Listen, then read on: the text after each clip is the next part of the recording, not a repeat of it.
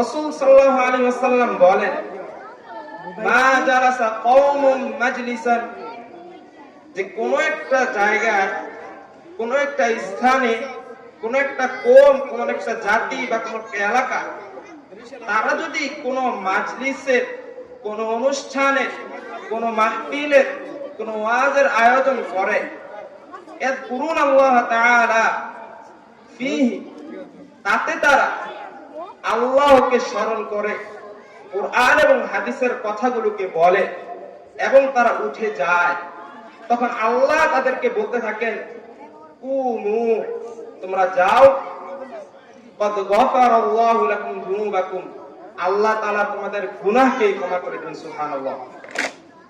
এবং এর পরের যে অর্থ বা পরের যে অংশ, সেটি হচ্ছে অবুদ্দিলাত আনকুম সাইয়্যাতুকুম হাসানাত, তোমাদের যে পাপগুলোকে রয়েছে, পাপগুলো রয়েছে, গুনাহগুলোকে রয়েছে, এগুলোকে আল্লাহ পরিবর্তন করে আল্লাহ রাব্বুল আলামিন সওয়াবে পরিণত করে দেন। সুবহানাল্লাহ।